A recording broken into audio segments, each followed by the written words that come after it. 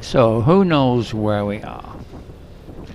Yep, we're going up Pratamnak Hill in the direction of the Big Buddha statue, but we're not going to Big Buddha. We're going to go to somewhere that I think very few of you have ever been to.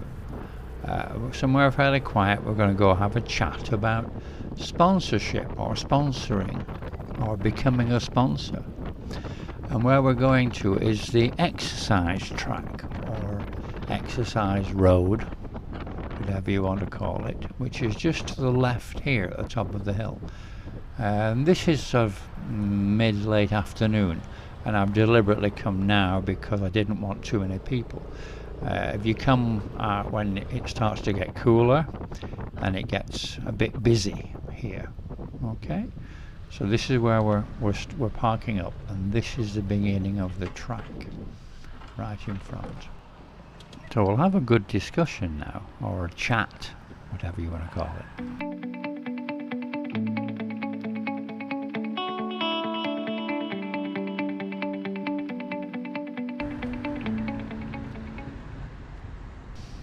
Hi guys, welcome back to the channel. And today we're going to have a chat about sponsorship, sponsoring girls, Thai girls. If it's a good idea or if it's not a good idea. And I would really appreciate your comments below, because I'm sure a lot of you have experience of this. A lot of you, I'm sure.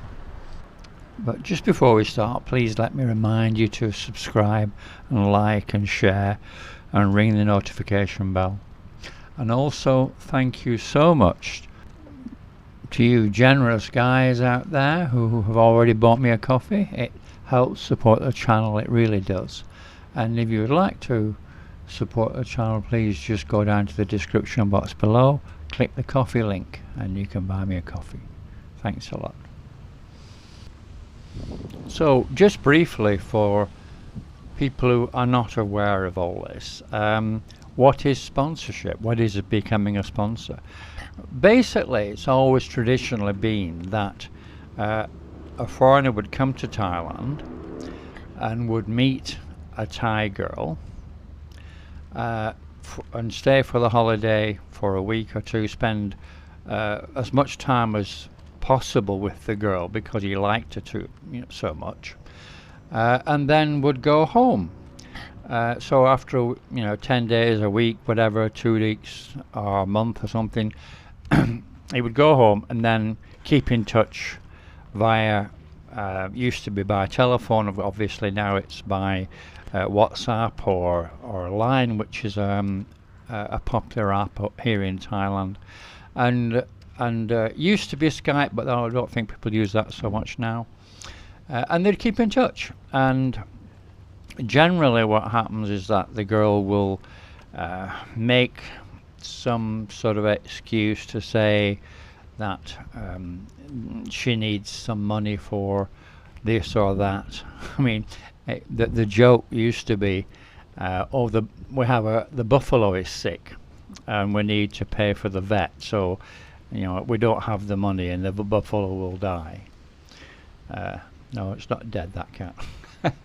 And I asked for money for the sick buffalo was the joke, and it was true. It used to be like that. Of course, people get wise up to these sort of things, and that no longer works. So you have to use something a little bit more original, if you like. So Thai girls are adept at this. They're experts at it. And one of the reasons why guys do it is because they fall for the girls when they come here. The Thai girls are all over people. They tend to be very loving and affectionate and tell you all the things that you want to hear and everything like that.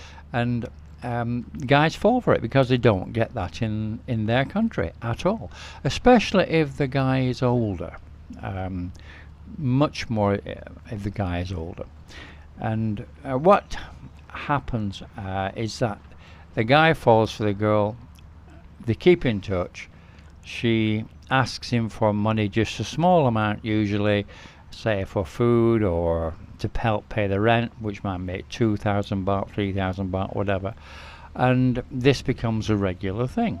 And he will send her money every week or two or every month or something to help make ends meet. So he's thinking.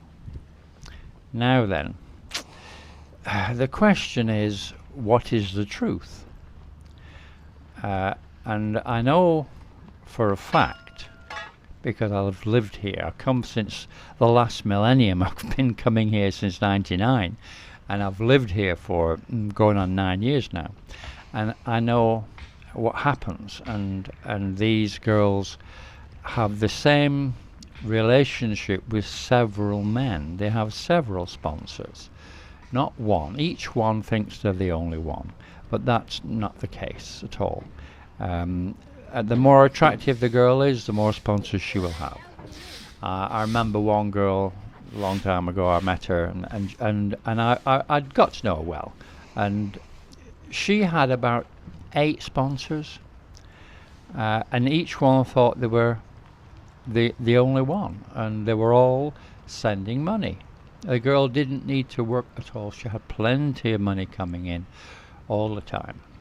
So that's what sponsorship is. The girl fools the guy into thinking he's the only one. I mean, it is possible that on the very odd occasion there might be only one sponsor.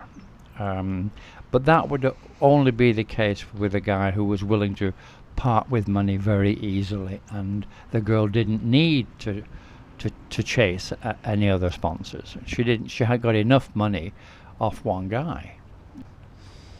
Another thing that I've noticed is that the guys who become sponsors usually are inexperienced with women. They have never had a woman show interest in them in the way that this Thai girl is doing at the time when he's on holiday, and it's completely takes him by surprise, and he falls hook, line and sinker for her. That's what happens. I can tell you some stories now. I've got 3 or 4 stories, 5 stories, whatever, and I'll just run through them fairly quickly. I won't go into too much detail, but about the stories, I personally have known at least one of the individuals involved in each of the stories on a personal level, and I know for a fact they're 100% true. This is not some nonsense you read on the internet, you know. This is the truth, what I'm going to tell you. So we'll start with the first story. Okay?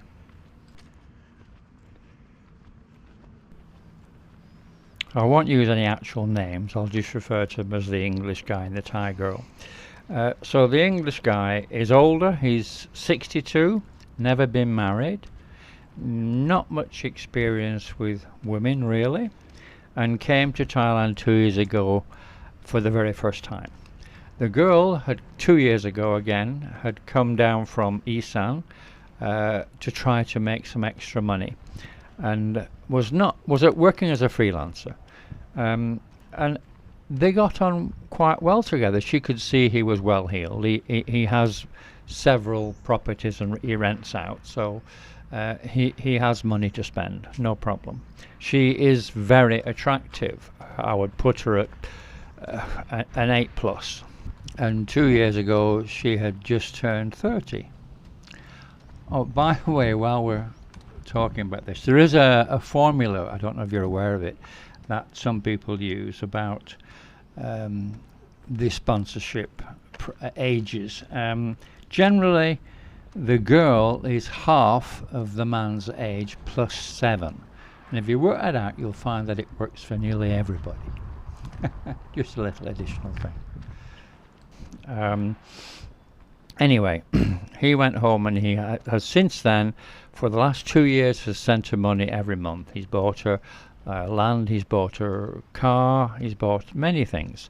And she has lived up in Isan with her family because she never wanted to come to Pattaya in the first place, which is where they met. And she's very happy with him sending money, and he comes over 3 times a year, obviously not this year. And everything's honky-dory, everything's very, very good. And they're happy. When he retires in 3 years' time, then he will come to Thailand and will live with her, and he has still got a very good income from his rented properties. So everything is excellent, and she only has the one guy, and that is a superb relationship, and good luck to them. So that's the first one. Okay, the second one is not quite the same. So the next story is obviously a Thai girl and a Frenchman. The Frenchman was not that old, he's only about 35. The girl is about 27 when they started seeing each other, and she's extremely attractive. She's about a 9. So she has never had any problem getting men. So obviously this Frenchman, he had a business in Paris, he had money, and he came again for the first time, fell for the girl, and she was very experienced, so she played him like a fiddle, really. And they ended up, she got him to take her to France. So he went round all over Paris and various parts of France and what have you on holidays, and he'd come here and he would take her to Koh Samui for holidays and Phuket for holidays. He came 3-4 times, maybe 4 times a year.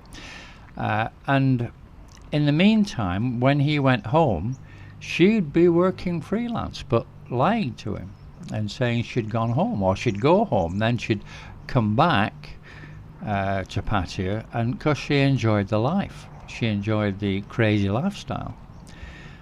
Anyway, on one of these trips when he went home, she came across a Dutch guy who was older, in his 50s, and he totally fell for the girl, and he was all over wanting to marry her and everything.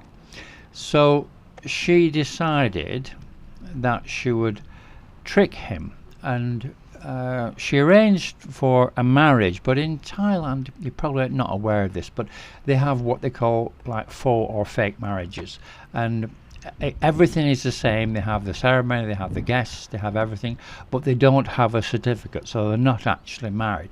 In Thailand, it's used as a commitment, and it's usually by men who are already married to somebody else, or men who are wealthy and don't want to put their property or money at risk. And that's what is a regular thing in Thailand, this sort of fake marriage. So she went through that with this Dutch guy, and the Dutch guy actually thought they were married. But before they got married, she made it clear that there was a dowry to be paid. And as she was a youngish girl, she was only 20 or 27 something, and had no children, it would be a high dowry, which would be 1 million Thai baht. The Dutch guy was quite wealthy, and that wasn't a problem, and he paid her the 1 million Thai baht before they got married, or before they went through with the fake marriage. So everything was fine for a week or two, or maybe a month or so, until her French boyfriend announced to her that he was coming over on one of his visits, because there had been quite a long gap of a good few months before, as he was busy with work and he couldn't get over.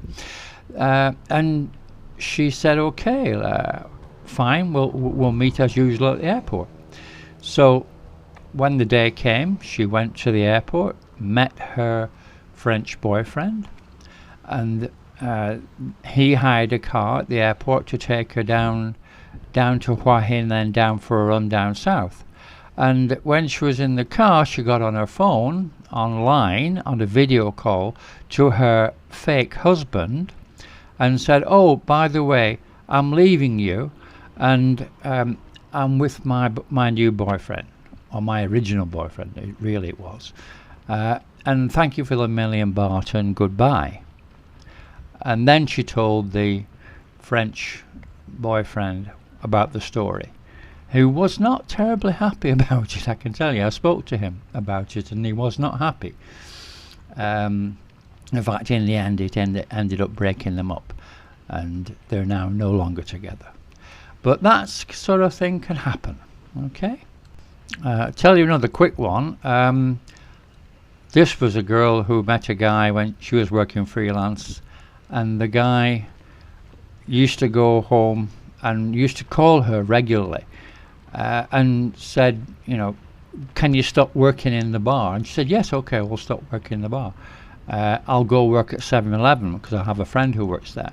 And every time they arranged to speak, she would go to her friend's 7-Eleven shop, give 100 baht to the manager, give 100 baht to her friend, go in the back, swap shirts with the friend so she had her 7-Eleven shirt on, and would speak to the guy on a video call wearing a 7-Eleven shirt and saying, oh, I have to be quick because the manager's doesn't know I'm here, so I'll just have a quick call. And the guy would see her in the 7-Eleven outfit working in a 7-Eleven. She made sure that you could see in the background where she was.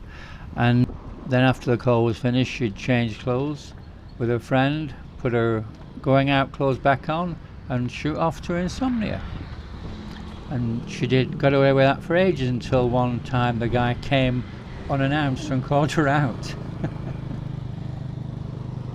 Anyway, we're nearly back at the motorbike, so we're out of time. If you want me to do, I've got plenty of these stories and they're all true. If you want me to do another video about sponsorship and tell you some more stories, and you can tell me some of your stories, it could become very interesting chat. So let me know if you want that. In the meantime, please subscribe, like, share, ring the bell, and I shall see you in the next video, and thanks for watching.